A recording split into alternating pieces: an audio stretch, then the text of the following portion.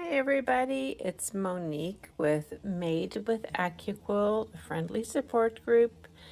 And I had promised that I was going to do an in-depth look at the Morning Star die and the Morning Star block.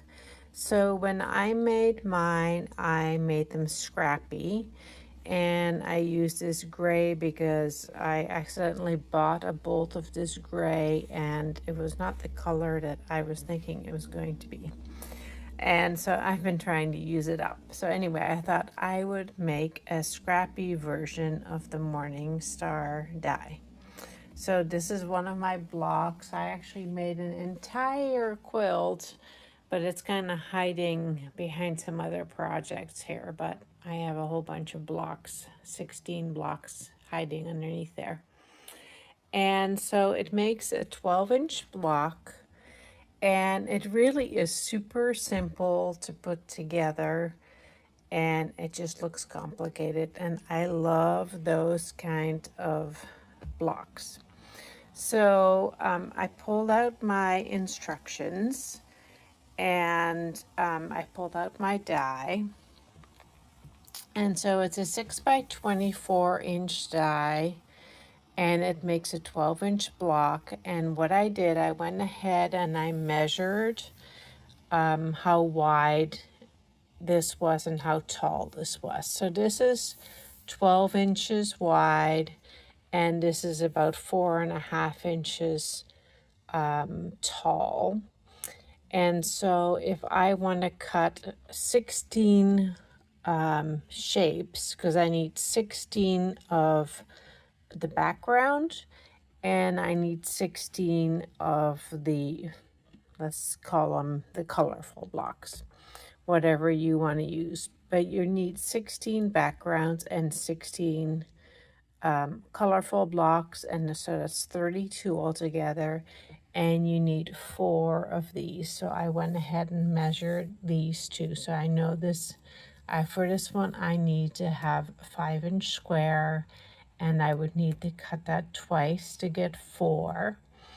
And then for these ones, the reason why I put this 8.5 on here is because they made them so you cut 6 at a time, but you need 16. So basically you need to do this twice and then just one more time at 4. So that's why I wrote that 8.5 on here. I mean, if you want to just cut, 3 sets of 12-inch wide fabric, then you have leftovers, which is fine, then you have them for your next block.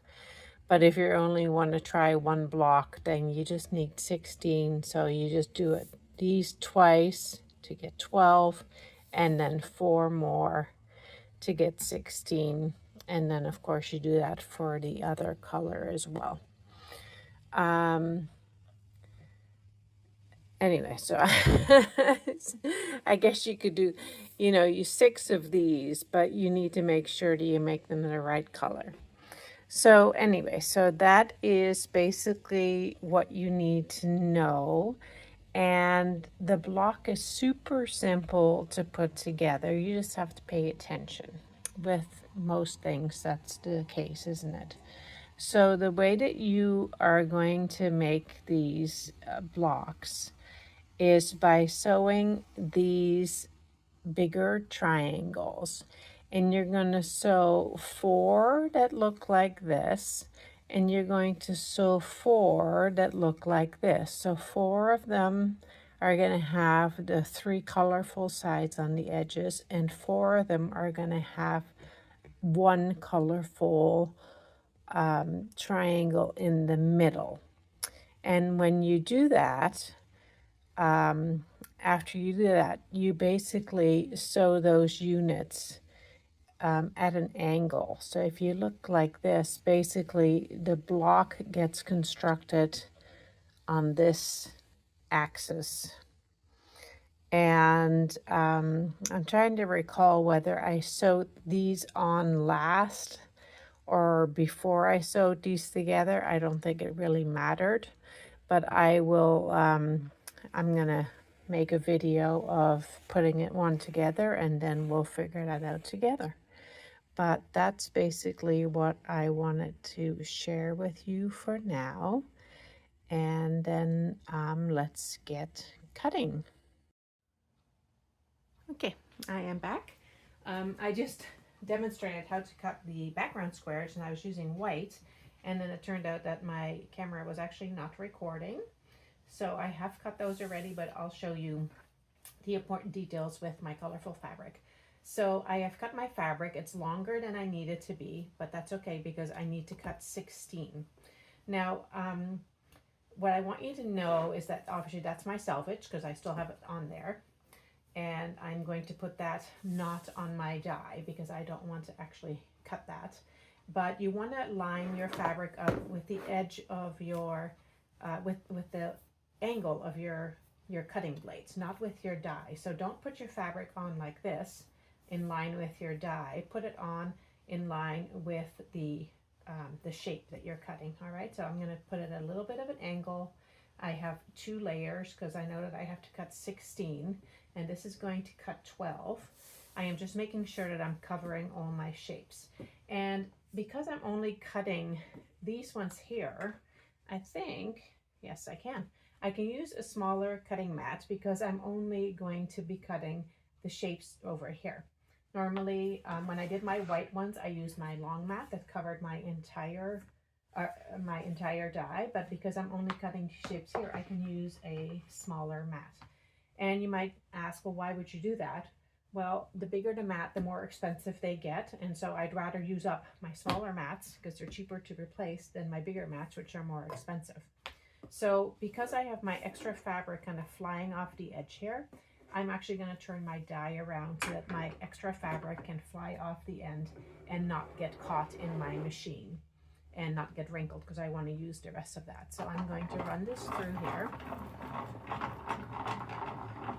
I know that the tripod that's holding my camera is going to get in my way a little bit, so I'm going to shift it very carefully. I also noticed that when I was cutting my background shapes, my white shapes, that my my fabric was not cutting all the way through, and I did some inspecting of my die, and there are some threads caught in the corners, and so I need to clean it out. And I really should make sure I clean it out every time I use it, which I didn't. But if you get fabric stuck like this, then that's probably because you have some threads stuck in the corner of your die, and that's why that is happening. So you just, usually it's not this bad though. Hopefully I'm not ruining the shape here, but basically you would just use your scissors and just cut that little thread here. This is usually what it looks like, a little tiny thread. So don't pull on it, just use your scissors and just snip it. All right, so this should be 12 shapes of this fabric, but I need 16. So I'm going to shift my fabric, and I actually might just trim this off because I am not going to be using this for anything else. So that'll just go in the trash. And then I will move my fabric over, just make sure that I'm covering. I'm now going to have extra because I only need 4 more shapes. So I'll just use one layer of fabric. So that's good. It's covering all my shapes. I'm going to use my short mat again. And I'm going to run this through to get the 16 triangles that I need.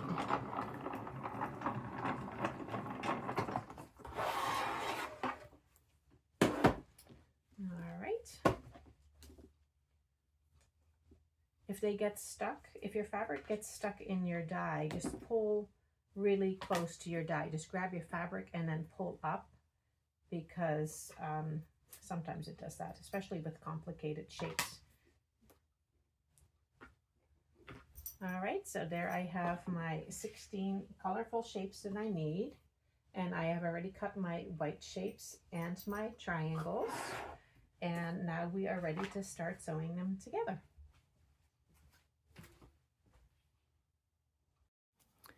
So one more point I want to make before I start sewing.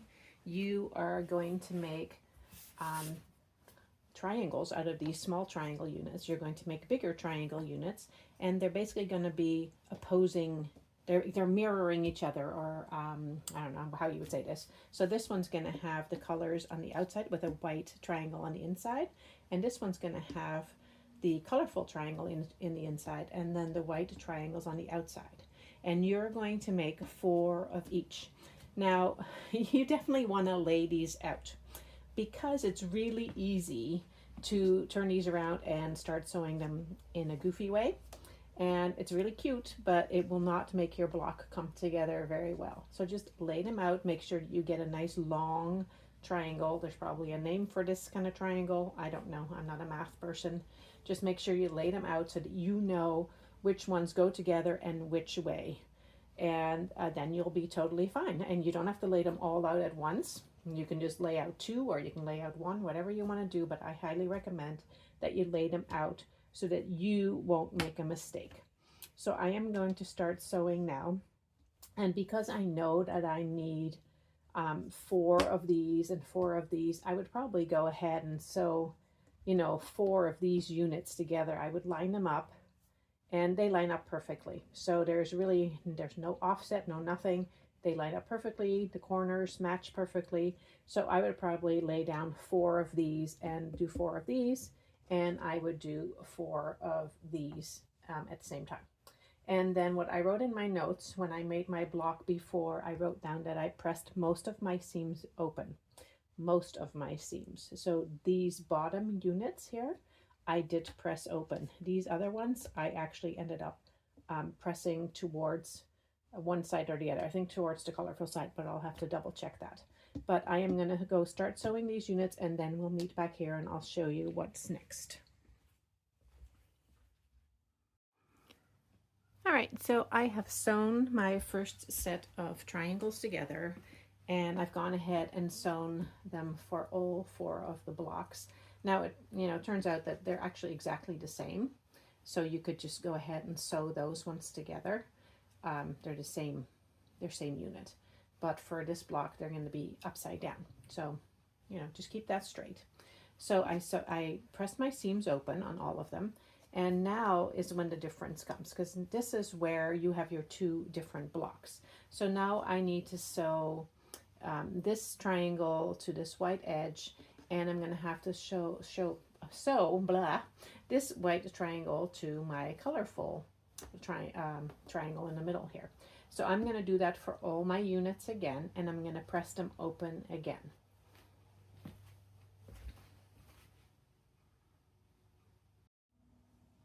All right, do you see how quick this block is going to come together? So I have sewn all my bottom units or top units, whatever you want to call them. And so now it is time to sew the final triangles to the ends here to complete the bigger triangle. And what I actually wrote in my notes when I made it before is that I pressed towards this single triangle, because then you don't have to then they're not going to compete. You could press it open. There must have been a reason why I decided to press it a certain direction, and so it's totally up to you. You can try pressing them open, you can try pressing them one direction, but that's the final step that you have to do, is just sewing these to here, and everything should line up really perfectly. I will show you that there is a nice 1/4 inch seam right there, because of course you want that so that your block stays nice and on this right size, and then the back is pressed open. And so it's been super simple to sew them together. This is really probably one of the simpler blocks to construct, so I just love it. And so I'm going to sew the ends to all of my units, and then I'll meet you here again. All right, I have finished pressing my triangles, and I actually ended up pressing them towards the colorful triangle. So in this case it went up, and in this case it went down, because I want to be able to nest these nicely. So now it's time to lay out your block, and you see how easily this went together. It actually is so simple, and you just have to make sure that you now alternate your, I'll call them light and dark blocks. So you're alternating those.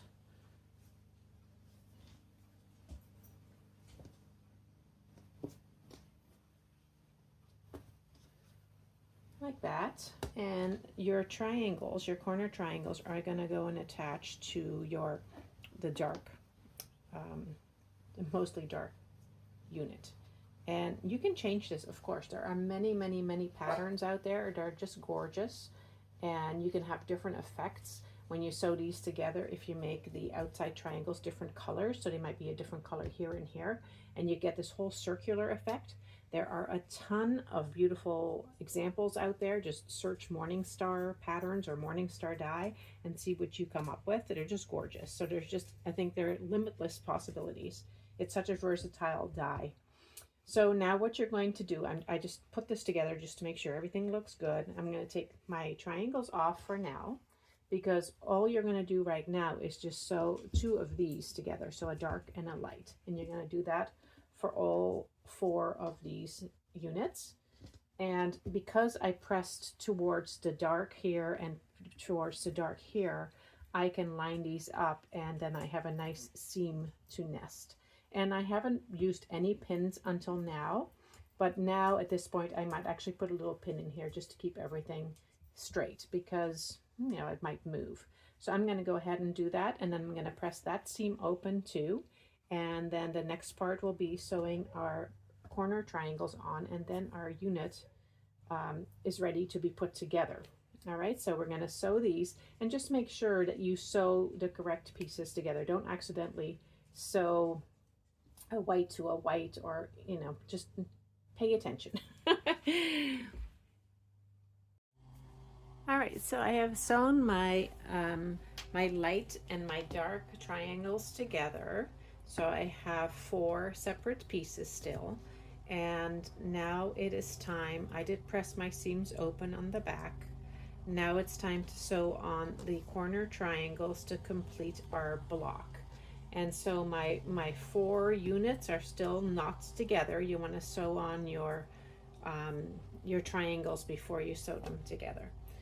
And so this is pretty straightforward. You have to make sure that you sew your corner triangle to the right part. And this is why I always like to lay out my pieces over and over and over. After every time that I sew a component together, I like to just lay them out and make sure it still looks good. And so because if I was to sew this to here, that would not work. It would not work well in a quilt when you're trying to sew them together. So try and pay attention to that. And so all you have to do to sew these corner triangles on, it's actually very, very simple. This rounded edge matches up perfectly with this rounded edge. Over here it's a little more tricky because you've already sewn these units together. But what you can do is keep an eye on this point and try and make sure, just eyeball them and make sure that it's kind of in the center. All right, but mostly I would worry about this edge lining up perfectly, and then eyeballing this one that it's in the center. And I would definitely go ahead and pin, because you do not want it to shift as you're sewing. And so I've already pinned this one, and so I'm going to do a stitch a 1/4 inch seam right along here, and I'm going to do that for all of these, and then it'll be time to put our block together. So I will see you in just a second.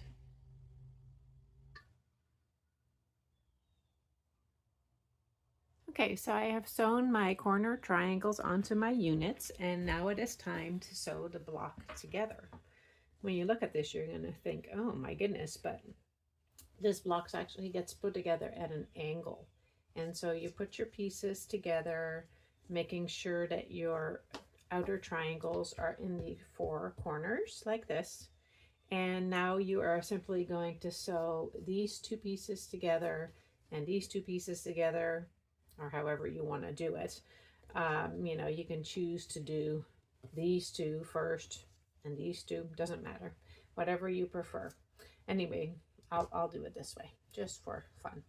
So these ones are going to be very easy to line up again, because you have 2 seams in the middle here.